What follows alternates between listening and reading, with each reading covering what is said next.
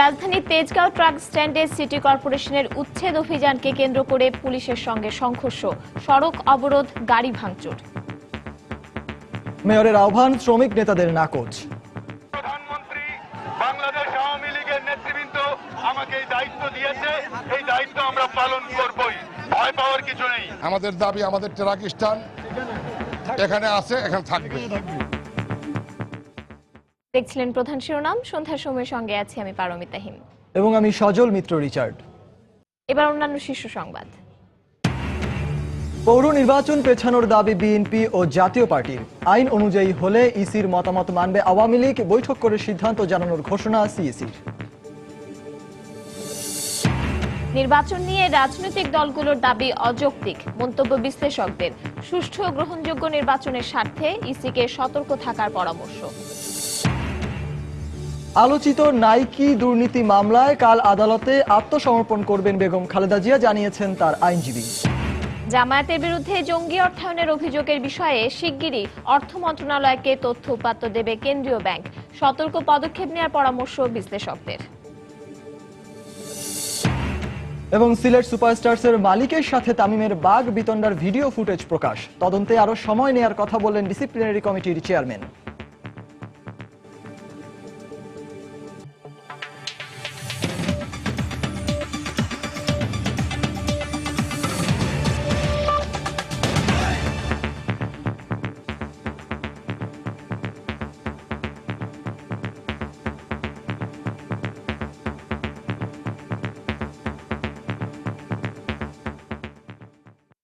রাজধানীর তেজগাঁওয়ে মেয়রের উপস্থিতিতে সিটি কর্পোরেশনের উচ্ছেদ অভিযান পরিচালনার সময় শ্রমিকদের সাথে পুলিশের তুমুল সংঘর্ষ হয়।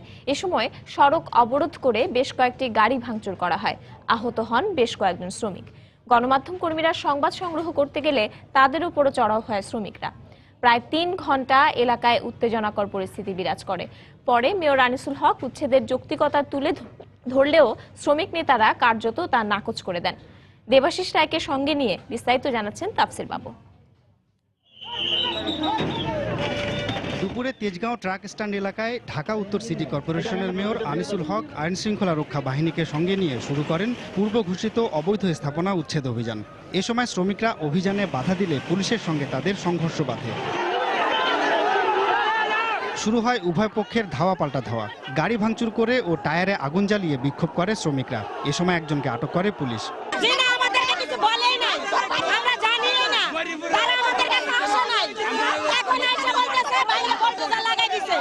না, আমাদের কোনো নোটিশ দেওয়া হয় নাই। আমরা মামলা পাচ্ছি তো জায়গা, আমাদের নিজের সম্পদ। গাড়ি চাপ দেওয়া নেই, গাড়িটা যখন চাপ দিছে না তখন গন্ডাগোল লাগছে। ট্রাক ও কাভার্ড ভ্যান ড্রাইভার্স ইউনিয়নের কার্যালয়ে মেয়র আনিসুল হক বলেন, যৌক্তিকভাবেই উচ্ছেদ অভিযানটি পরিচালনা করা হয়েছে। সমস্যা কিছুই হয়নি। কেউ একজন ইটি করেছে, যখন ভাঙছে কারো গায়ে পড়েছে সেই ইট, পুলিশ তো ইট মারেনি, তো ইট মেরেছে। এখন অনেক অন্যরা বলছে যে আহত নিহত এরকম কোনো গুজব তুলেছে। এদিকে পরিস্থিতি কিছুটা শান্ত করতে মেয়র ঘোষণা দেন, ট্রাক কাভার্ড ভ্যান রাখার জন্য টার্মিনাল নির্মাণ করা হবে। আমরা ঠিক করলাম যে এই সমস্ত জায়গায় যেসব গাড়ি আছে সেই গাড়িগুলো ভিতরে থাকবে। আমরা আপনাদের জন্য একটি ভালো ট্রাক টার্মিনাল বানাবো, এটাই আমাদের প্রত্যাশা। পরে পুলিশ ও র্যাবের কড়া পাহারায় ট্রাক স্ট্যান্ড এলাকা ত্যাগ করেন মেয়র। তবে শ্রমিক নেতারা যথারীতি ট্রাক স্ট্যান্ড আগের জায়গায় রাখার অনড় অবস্থানের কথা জানিয়ে দেয়। আমাদের দাবি, আমাদের ট্রাক স্ট্যান্ড এখানে আছে, এখানে থাকবে। গত 8 নভেম্বর ট্রাক স্ট্যান্ড সংলগ্ন ওই সড়কে অভিযানে যায় সিটি কর্পোরেশন। সেদিন অল্প কিছু অবৈধ স্থাপনা উচ্ছেদ করে বাকি এলাকা অবৈধ স্থাপনা মুক্ত করতে 27 নভেম্বর পর্যন্ত সময় দেয় সিটি কর্পোরেশন। তাফসির বাবু, সময় সংবাদ, ঢাকা। যানজট নিরসনে ঢাকা উত্তর সিটি কর্পোরেশন তেজগাঁওয়ের রাস্তার উপর থেকে ট্রাক স্ট্যান্ড সরানোর জন্য কয়েকবার সময় বেঁধে দেওয়া হয় ট্রাক মালিকদের। দীর্ঘদিন ধরে এখানে রাস্তার উপর ট্রাক ফেলে রাখায় প্রতিনিয়তই ভোগান্তিতে পড়তে হয় নগরবাসীকে। আর এ বেঁধে দেওয়ার সময় রাস্তা থেকে ট্রাক স্ট্যান্ড না সরানোয় নগরবাসীর ভোগান্তি কমাতে রোববার উচ্ছেদে নামেন স্বয়ং মেয়র। ঢাকার বাইরের বিভিন্ন জেলা থেকে প্রতিদিন নিত্য প্রয়োজনীয় পণ্য নিয়ে রাজধানীতে ঢোকে অসংখ্য ট্রাক ও কাভার্ড ভ্যান। ট্রাক মালিকরা বলছেন, রাজধানীতে পণ্য খালাসের পর বের হয়ে যেতে না পারায় এসব ট্রাক ও কাভার্ড ভ্যান রাখা হয় তেজগাঁওয়ের লিংক রোডে। নগরবাসীর ভোগান্তি কমাতে গত 1 নভেম্বর রেলমন্ত্রী ও ট্রাক কাভার্ড ভ্যান মালিক সমিতির নেতাদের নিয়ে ট্রাক স্ট্যান্ড সরানোর জন্য এলাকাটি পরিদর্শন করেন ঢাকা উত্তরের মেয়র আনিসুল হক। এ সময় ট্রাক স্ট্যান্ড দখলমুক্ত করতে 7 নভেম্বর পর্যন্ত সময় বেঁধে দেন মেয়র, কিন্তু ওই সময়ের মধ্যে ট্রাক স্ট্যান্ড না সরানোয় 27 নভেম্বর পর্যন্ত আবারও সময় দেয়া হয়। এদিকে ট্রাক মালিকদের দাবি, ট্রাক স্ট্যান্ডে গড়ে ওঠা অবৈধ দোকানপাট সরানো হলে রাস্তা খালি করে দিতে পারবেন তারা। এই ভিতরের যে অবকাঠামোগুলো, অবৈধ অবকাঠামো যা আছে, এগুলো যদি ক্লিন করা হয় তাহলে রাস্তার যে গাড়ি আছে এগুলো আমরা ভিতরে ঢুকাই দেবো এবং জনগণ স্বাভাবিকভাবেই চলাচল করতে পারবে। এই অবস্থায় লিংক রোড থেকে কিছু ট্রাক সরিয়ে দিলেও তেজগাঁওয়ের বিভিন্ন গলিতে রাখা হচ্ছে এসব ট্রাক। যশোর থেকে মাল নিয়ে আসছি কারণ বাজারে, পাতাকপি নিয়ে আসে, ওখানে মাল সকালে লাগানোর পরে ওর ওখান থেকে মনে করেন যে ওখানে তো গাড়ি রাখা যায় না, ওখান থেকে নিয়ে আসছি তেজগাঁ স্ট্যান্ডে। কি বলবো, এখানে তো আমাদের কিছু বলার কিছু নাই, মালিকেরা জান যে না মালটা নামা মানে অনেক চাপ থাকে, মানে জাম থাকে, এই কারণে সিরিয়াল লাগাই রাখছি।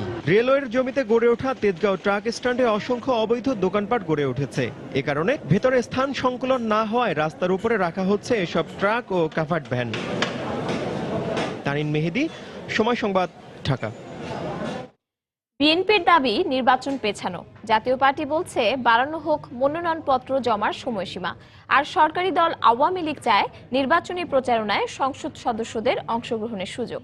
পৌর নির্বাচনকে সামনে রেখে এরকম নানা দাবি নিয়ে রোববার নির্বাচন কমিশনে দেখা গেছে প্রধান রাজনৈতিক দলগুলোকে।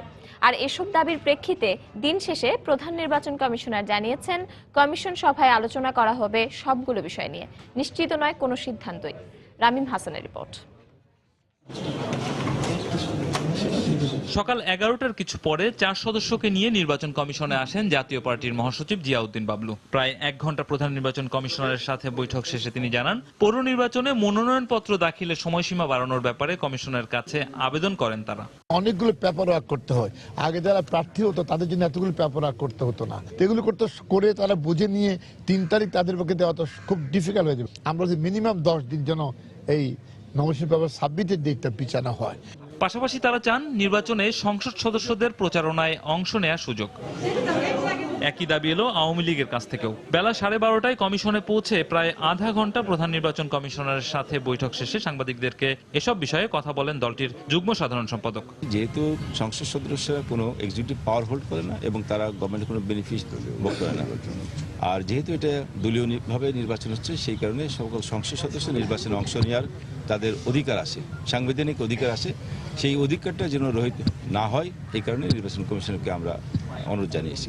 আর একেবারে শেষে আসে বিএনপির প্রতিনিধি দল। সবচেয়ে বেশি সময় বৈঠক করে দলটির সদস্যরা। নির্বাচন পেছানোর আগের দাবির পাশাপাশি তারা চায় তাদের প্রার্থীদের পুলিশি হয়রানি বন্ধে নির্বাচন কমিশনের হস্তক্ষেপ। সমস্ত বন্দীদেরকে, আমাদের যাদেরকে বিনা দোষে বিনা অপরাধে গ্রেফতারি করেছে, গণহারে গ্রেফতার করেছে, তাদেরকে মুক্তি দেওয়ার প্রয়োজন রয়েছে। নির্বাচনের আগে মহাসচিবকে মুক্তি দেওয়ার প্রয়োজন রয়েছে। আরও নেতৃবৃন্দ যারা রয়েছে তাদেরকে মুক্তি না দিলে লেভেল প্লেইং ফিল্ডে আমরা নির্বাচন করতে পারবো না। আর প্রধান নির্বাচন কমিশনার জানান, বিএনপির দাবি মানতে হলে আইন পরিবর্তন করতে হবে, সেটা তাদের হাতে নেই। তারপরও পরবর্তী কমিশন সভায় সব দলের দাবির বিষয়ে আলোচনা করা হবে। আমরা যথেষ্ট সময় রেখেছি, আইনে যতদূর বলা ছিল ম্যাক্সিমাম সময় রেখেছি তার মধ্যে। তবুও যেহেতু ওনারা বলেছেন এগুলি জিনিস, আমি বলেছি আমি ফুল কমিশনে এগুলো আলাপ করব, আলাপ করে আমাদের সিদ্ধান্ত জানাবো। তফসিল অনুযায়ী আগামী 30 ডিসেম্বর 236টি পৌরসভায় নির্বাচন অনুষ্ঠানের কথা রয়েছে। রামিম হাসান, সময় সংবাদ, ঢাকা। এদিকে নতুন ভোটারদের অন্তর্ভুক্তির সুযোগ দেওয়ার অজুহাতে বিএনপির নির্বাচন পেছানোর দাবিকে অযৌক্তিক বলে মনে করেন বিশেষজ্ঞরা। আর এমপিদের প্রচারণায় অংশগ্রহণের ইস্যুতে আওয়ামী লীগ আর জাতীয় পার্টির দাবি মেনে নেওয়া হলে তা নির্বাচনকে প্রভাবিত করবে বলে মনে করেন তারা। তবে সুষ্ঠু নির্বাচনের জন্য নির্বাচন কমিশনকে প্রয়োজনীয় পদক্ষেপ নেওয়ার তাগিদ তাদের। রাশেদ লিমনের রিপোর্ট। পৌরসভা নির্বাচনের তফসিল ঘোষণার পর থেকেই নানা দাবি নিয়ে নির্বাচন কমিশনে দৌড়ঝাঁপ শুরু করেছে রাজনৈতিক দলগুলো। 2 জানুয়ারি প্রকাশ হতে যাওয়া হালনাগাদকৃত খসড়া ভোটার তালিকার ভোটারদের সুযোগ দিয়ে 15 দিন নির্বাচন পেছানোর দাবি জানায় বিএনপি। তবে খসড়া তালিকা প্রকাশের পর এত কম সময়ে নতুন ভোটারদের অন্তর্ভুক্তি অসম্ভব বলে মনে করেন বিশেষজ্ঞরা। 15 দিনের জন্য যদি পেছানো হয় তাহলেও করা যাবে না, কভার আপ করা যাবে না। তার কারণ হলো সকল ভোটার লিস্ট তালিকাকে বদলাতে হবে। যে ভোটার তালিকা হালনাগাদ করা হয়েছে এই যে কয়েক মাস আগে, সেই ভোটার তালিকা 15 দিনের মধ্যে চূড়ান্ত করা প্রায় অসম্ভব। এইটা যদি শুধুমাত্র কারণ হয় বিএনপির ইলেকশন কমিশনকে কাছে, তাহলে আমি মনে করি যে এই কারণটা যৌক্তিক নয়। কিন্তু এমনি যদি তারা আরো কিছুদিন সময় চায়, তাহলে সেই টাইম দেওয়া না দেওয়ার এখতিয়ার সম্পূর্ণ ইলেকশন কমিশনের কাছে আছে। অন্যদিকে সংশোধিত পৌরসভা আইন 2015-র আওতায় নির্বাচনী বিধি অনুসারে এমপিরা অংশ নিতে পারবে না নির্বাচনী প্রচারণায়। ক্ষমতাসীন আওয়ামী লীগ ও সংসদের প্রধান বিরোধী দল জাতীয় পার্টির দাবি প্রচারণায় মাঠে থাকতে চান দলীয় এমপিরা, তবে তা নির্বাচনকে প্রভাবিত করবে বলে মনে করেন বিশেষজ্ঞরা। এখন যদি কমিশন বলে যে আমাদের তো কিছু করণীয় নাই, এখন আমরা এই বিধি পরিবর্তন করতে গেলে আমাদের সময় লাগবে, তারা যদি নির্বাচনের প্রচার প্রচারণা চালাতে পারে, তো আমি মনে করি যে এটা এই যে সরকারি দলের পক্ষে এটা একটা অনাকাঙ্ক্ষিত প্রভাব বিস্তারের সুযোগ পাবে।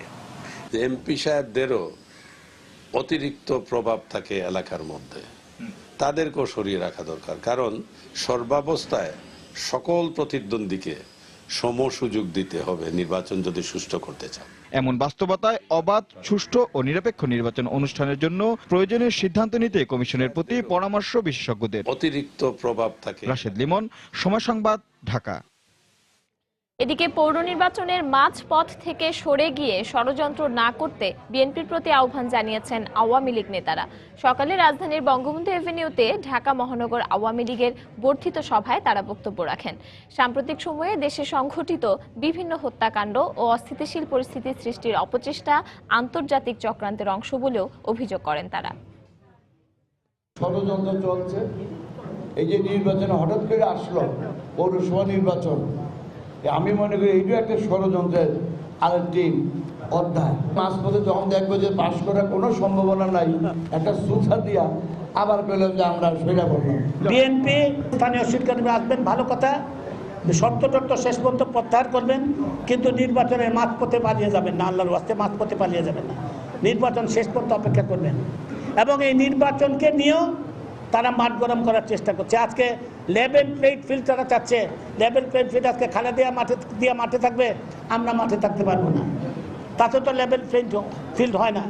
আমরা নির্বাচন কমিশনের কাছে আবেদন জানাবো, খালেদা জিয়া মাঠে থাকবেন, তাদের সমস্ত নেতৃবৃন্দ, সিনিয়র নেতৃবৃন্দ মাঠে থাকবেন, আমাদের এমপিদেরও যাতে মাঠে থাকার সুযোগ দেওয়া হয়। যারা আইএস জঙ্গিবাদের জন্ম দেয় তাদের ক্রিয়নক হিসাবে, নব্য রাজাকার হিসেবে, নব্য আলবদর হিসেবে কাজ করছে বিএনপি জামাত। আজকে আল কাদার জন্মদাতা, লাদেনের জন্মদাতা, আইএসের জন্মদাতা তারা হচ্ছে মার্কিন যুক্তরাষ্ট্র। জঙ্গি দমনের নামে বাংলাদেশে কিভাবে ঢুকা যায়, প্রবেশ করা যায়, সেই স্বপ্নে ওই শক্তি আজকে বিপদ। প্রধানমন্ত্রী শেখ হাসিনা বলেছেন, বাণিজ্যিকভাবে পণ্য আমদানি রফতানির জন্য প্রয়োজনে বাংলাদেশের সৈয়দপুর বিমানবন্দর এবং মংলা নৌবন্দর ব্যবহার করতে পারবে নেপাল। বাংলাদেশে নিযুক্ত নেপালের রাষ্ট্রদূত হরি কুমার শাস্ত্রী প্রধানমন্ত্রীর সঙ্গে দেখা করতে গেলে তিনি নেপালকে এই সুযোগ নেয়ার আহ্বান জানান। এই সময় প্রধানমন্ত্রী আশা প্রকাশ করেন দুই দেশের বন্ধুত্বপূর্ণ সম্পর্ক আরও দৃঢ় হবে। নেপালের নবনির্বাচিত প্রধানমন্ত্রীকে বাংলাদেশের জনগণ ও তার সরকারের পক্ষ থেকে অভিনন্দন জানান প্রধানমন্ত্রী শেখ হাসিনা।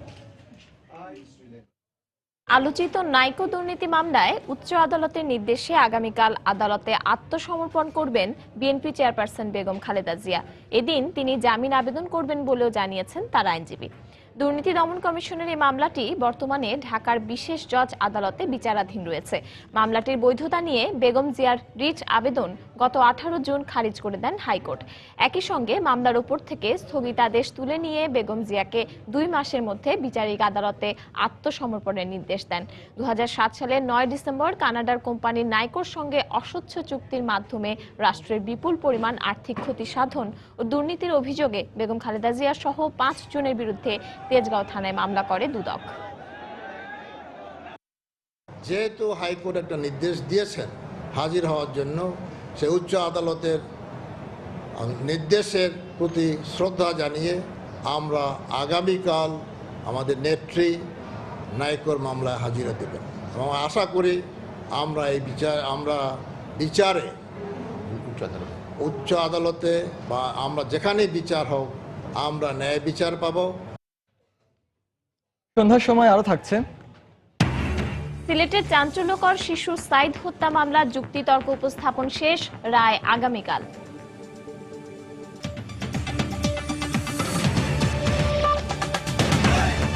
তাই তো সবাই বলে শিল্পাল্লার দিন শেষ, মেগা ডিজিটাল স্কেলে বাংলাদেশ। সরকারের নির্দেশের পরিপ্রেক্ষিতে জামায়াতে ইসলামের সঙ্গে সংশ্লিষ্ট প্রতিষ্ঠানের আর্থিক লেনদেন সংক্রান্ত তথ্য খুব শিগগিরই একটি পূর্ণাঙ্গ রিপোর্ট আকারে অর্থ মন্ত্রণালয়ের কাছে জমা দেবে কেন্দ্রীয় ব্যাংক। তবে জঙ্গি অর্থায়ন এবং মানি লন্ডারিং এর বিষয়টি স্পর্শকাতর হওয়ায় সরকারকে সতর্কতার সঙ্গে পদক্ষেপ নেওয়ার পরামর্শ আর্থিক খাত সংশ্লিষ্টদের। বিস্তারিত ইমতিয়াজ আহমেদের রিপোর্টে। বাণিজ্যিক ব্যাংক, হাসপাতাল, বিশ্ববিদ্যালয় সহ বিভিন্ন এনজিওর সঙ্গে জামায়াতে ইসলামের সম্পৃক্ততা নিয়ে বিভিন্ন সময় কথা বলা হলেও যুদ্ধাপরাধের অভিযোগ এবং দলটিকে নিষিদ্ধের দাবি ওঠার পর থেকে যেন আলোচনার এ পালে জোর হাওয়া লাগে। এমনকি দলটির বিরুদ্ধে জঙ্গি অর্থায়ন ও মানি লন্ডারিং এর অভিযোগও তোলা হয় বিভিন্ন সময়ে। এ ব্যাপারে অধিকতর ধারণা পাওয়ার জন্য সম্প্রতি বাংলাদেশ ব্যাংকের কাছে জামায়াতে ইসলামের সঙ্গে সম্পৃক্ত সব ধরনের প্রতিষ্ঠানের আর্থিক বিবরণী জানতে চায় অর্থ মন্ত্রণালয়। যা যা তথ্য সংগ্রহ করা দরকার সেই সকল তথ্য সংগ্রহ করে আমরা আবার মন্ত্রণালয়কে জানাবো এবং এই সংগঠনের সাথে সম্পৃক্ত অন্যান্য যত সংগঠন আছে তাদের টোটাল ফান্ডিং কোত্থেকে আসতেছে, কারা কারা পাঠাচ্ছে, কোত্থেকে পাঠাচ্ছে এবং এখানে কিভাবে রিসিভ হচ্ছে, এই ফান্ডগুলো আবার দেশের কোথায় কোথায় যাচ্ছে, কি কি কাজে ব্যবহৃত হচ্ছে, সমুদয় বিষয়গুলো আমরা সেটা সন্নিবেশ করে মন্ত্রণালয়কে যথাসময়ে জানাবো। জঙ্গি অর্থায়ন এবং মানি লন্ডারিং এর বিষয়ে সম্পৃক্ত কিংবা এমন লেনদেনের সন্দেহজনক প্রতিষ্ঠানসমূহকে সবার আগে চিহ্নিত করা জরুরি বলে মনে করেন এই ব্যাংকার। একই সঙ্গে এ ধরনের অপরাধ মোকাবেলায় একটি আলাদা টাস্ক ফোর্স গঠনেরও পরামর্শ তার। আমরা জঙ্গি অর্থায়নের প্রশ্নে ইসলামী ব্যাংক হোক আর সাধারণ কিংবা ট্রেডিশনাল কনভেনশনাল বাণিজ্যিক ব্যাংক হোক, তার কাউকে কিন্তু ডিসক্রিমিনেট করছি না, বাংলাদেশ ব্যাংক করছে না যদ্দূর আমি জানি। সেক্ষেত্রে হচ্ছে যারাই জঙ্গি অর্থায়ন কিংবা ইনডাইরেক্টলি অর্থায়নের সাথে সম্পৃক্ত হতে পারে তাদের ব্যাপারে কিন্তু বাংলাদেশ ব্যাংকের শক্ত অবস্থান নেওয়া উচিত। আমার মতে এটা প্যানিক ছড়িয়ে দেওয়া আর্থিক খাতে, সেটা কিন্তু আর্থিক খাতের শৃঙ্খলা, আর্থিক খাতের স্থিতিশীলতার প্রতি হুমকি হয়ে দাঁড়াবে। সরকারের এ উদ্যোগে দেশের সামগ্রিক আর্থিক খাতে যেন কোনো আতঙ্ক সৃষ্টি না হয়, তাই জঙ্গি অর্থায়ন কিংবা মানি লন্ডারিং এর বিষয়ে সতর্কতার সাথে পদক্ষেপ গ্রহণের পরামর্শ আর্থিক খাতের সঙ্গে সংশ্লিষ্টদের। ইমতিয়াজ আহমেদ, সময় সংবাদ, ঢাকা। বন্ধ রাখা সামাজিক যোগাযোগ মাধ্যম বিকল্প উপায়ে ব্যবহার আইনের লঙ্ঘন বলে মন্তব্য করেছেন ডাক ও টেলিযোগাযোগ প্রতিমন্ত্রী তানান্না হালিম। দুপুরে সচিবালয়ে তিনি এ মন্তব্য করেন। স্বরাষ্ট্র মন্ত্রণালয় সিদ্ধান্ত নিলেই ফেসবুক সহ বন্ধ রাখা অন্যান্য সামাজিক মাধ্যমগুলো খুলে দেওয়া হবে বলে আবারও জানান তিনি। স্বরাষ্ট্র মন্ত্রণালয় যখন মনে করবেন যে এখন নিরাপদ এবং এখন আমরা খুলে দিতে পারি সামাজিক যোগাযোগ মাধ্যমগুলো, আমরা তখনই খুলে দেব। আমরা সেই নির্দেশনাটা প্রতিপালন করছি দেশের বৃহত্তর স্বার্থে, জনগণের নিরাপত্তার জন্য, দেশের নিরাপত্তার জন্য। বিকল্প পথ ব্যবহার করাটা আইন লঙ্ঘন করা। তারপরেও যারা ব্যবহার করছেন এটা খুব বেশি দিন তারা করতে পারবেন না, কারণ এই ব্যান্ডউইথের ক্যাপাসিটিটা কম। তাদের একটা সতর্কবাণী জেনে রাখার প্রয়োজন যে তাদের আইডিটাও কিন্তু হ্যাক হতে পারে। আমরাও কিন্তু অপেক্ষায় আছি যে যখন নির্দেশনা আসবে তখনই আমরা খুলে দেব। বগুড়ায় শিয়া মসজিদে গুলির ঘটনায় 5 সদস্য বিশিষ্ট তদন্ত কমিটি গঠন করেছে পুলিশ। এদিকে ঘটনার 3 দিন পেরিয়ে গেলেও এখনো আতঙ্ক কাটেনি এলাকাবাসীর। দুদিন বন্ধ থাকার পর মসজিদে আজ থেকে শুরু হয়েছে নামাজ। চককানু গ্রামে শিয়া মসজিদ ও আশেপাশের এলাকায় অস্থায়ী পুলিশ ক্যাম্প বসিয়ে নিরাপত্তা জোরদার করা হয়েছে। অব্যাহত রয়েছে গোয়েন্দা পুলিশের আলামত সংগ্রহের কাজও। এদিকে গতকাল এই ঘটনায় গ্রেপ্তার 3 আসামির মধ্যে জেএমবি সদস্য আনোয়ারুল ইসলাম ও জুয়েলকে 7 দিনের এবং মোলামগাড়ি কওমি মাদ্রাসার পরিচালক শামসুল আলমকে 5 দিনের রিমান্ডে নিয়ে জিজ্ঞাসাবাদ করা হচ্ছে বলে জানিয়েছে পুলিশ। 26শে নভেম্বর সন্ধ্যায় মসজিদে দুর্বৃত্তদের গুলিতে মুয়াজ্জিন মোয়াজ্জেম হোসেন নিহত হন এবং গুলিবিদ্ধ হন আরও 3 জন।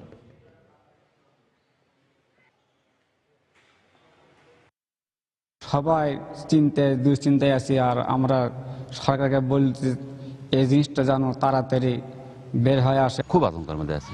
শেষ রাতে যখন তাহাজ্জুদ নামাজ পড়ে উঠে বুঝলেন, তখন দরজা খুলে যখন উঠে তখন মনে হয় কখনো একবার শিবরা ওঠে। ঘটনার পরের দিন থেকে আমরা এখানে অস্থায়ী ক্যাম্প করে এখানে আসি, সার্বিক নিরাপত্তা দিচ্ছি এবং আশেপাশে আমরা লোক লাগাইছি। যে কোনো মুহূর্তে যে কোনো কিছুর তথ্য পাইলে আমরা সেখানে গিয়ে তাকে অ্যারেস্ট করব।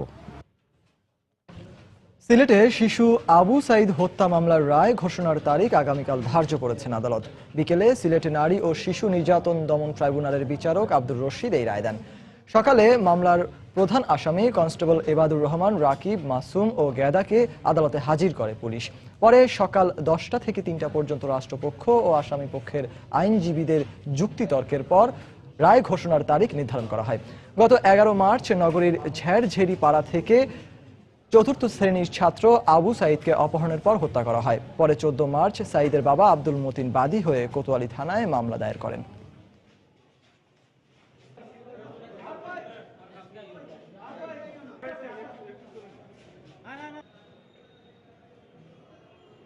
আমার ছেলেকে নির্মমভাবে হত্যা করে মারছে, আমি 4 জনের ফাঁসি চাই।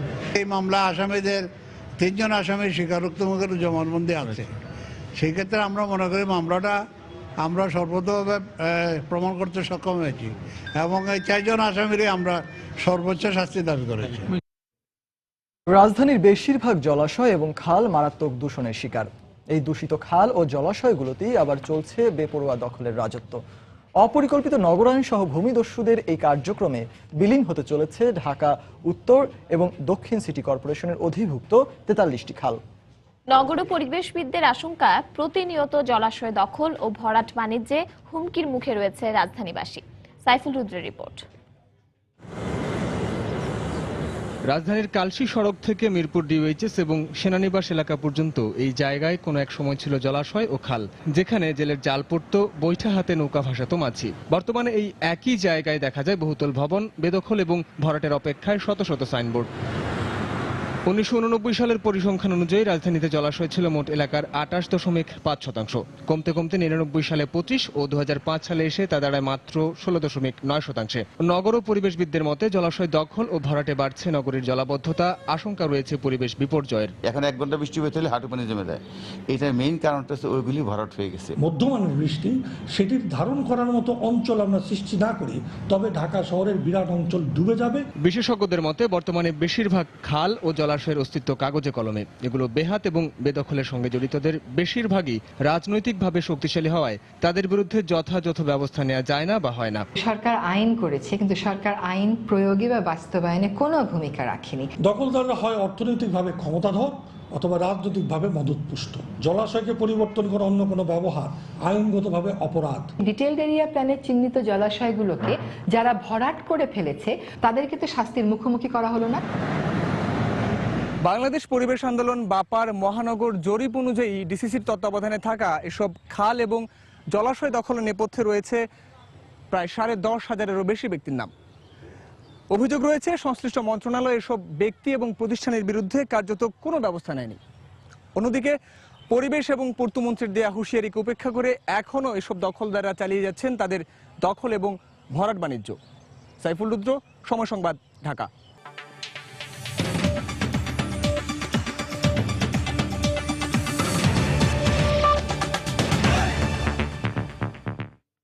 সিরিয়া সীমান্তে ভূপাতিত রুশ যুদ্ধ বিমানে নিহত পাইলটের মৃতদেহ রুশ সামরিক বাহিনীর কাছে হস্তান্তর করেছে তুরস্ক। রোববার এটি হস্তান্তর করা হয় বলে বিভিন্ন গণমাধ্যমে জানানো হয়। শনিবার সিরিয়া সীমান্ত থেকে নিহত ওই পাইলটের মৃতদেহটি তুরস্ক কর্তৃপক্ষ গ্রহণ করে বলে জানান দেশটির প্রধানমন্ত্রী। তবে কারা এটি পায় এবং কিভাবে পাইলটের মৃতদেহ বলে নিশ্চিত করা হয় সে বিষয়ে তিনি নিশ্চিত করে কিছু জানাননি। আকাশ সীমা লঙ্ঘনের অভিযোগে গত মঙ্গলবার রুশ যুদ্ধ বিমানটি ভূপাতিত করে তুরস্ক। এ সময় বিমানের পাইলট প্যারাসুটের সহায়তায় নিচে নামার সময় গুলিবিদ্ধ হয়ে মারা যান। পরে সিরিয়ার বিদ্রোহী নিয়ন্ত্রিত এলাকা থেকে বিশেষ বাহিনীর অভিযানের মাধ্যমে উদ্ধার করা হয় তাকে। এদিকে সিরিয়া ভূখণ্ডে রাশিয়ার ক্ষেপণাস্ত্র প্রতিরক্ষা ব্যবস্থা গড়ে তোলার পর থেকে দেশটিতে মার্কিন ও তুর্কি বিমান হামলা বন্ধ রয়েছে বলে মার্কিন জোটের এক মুখপাত্রের বরাত দিয়ে জানায় আরটি।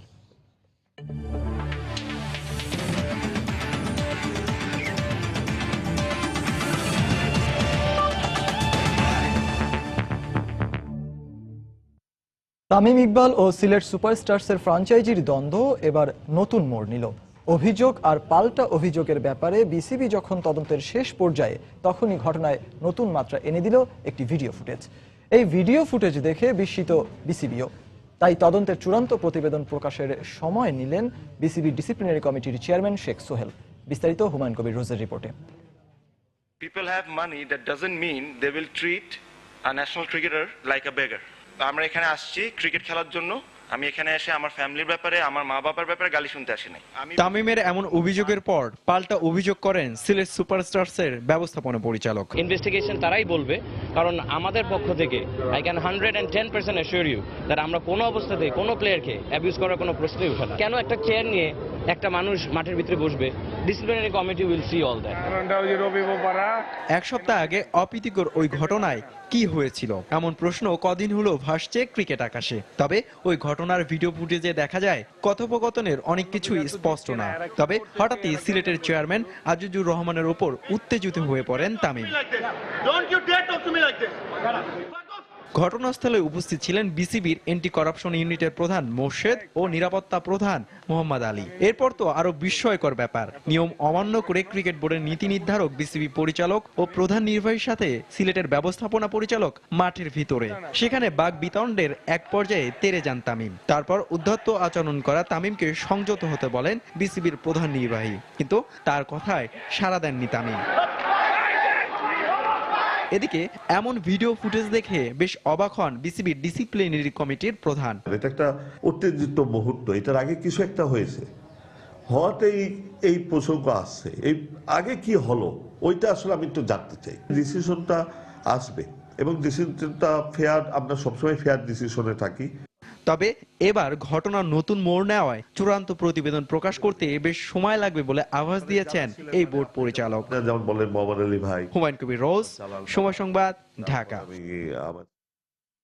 সন্ধ্যার সময় এ পর্যায়ে শীর্ষ সংবাদ জানিয়ে দিচ্ছি আরেকবার।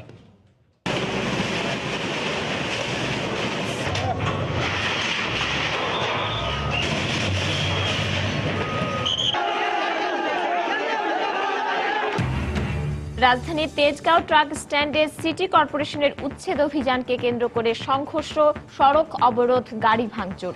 মেয়রের আহ্বান, শ্রমিক নেতাদের নাকচ।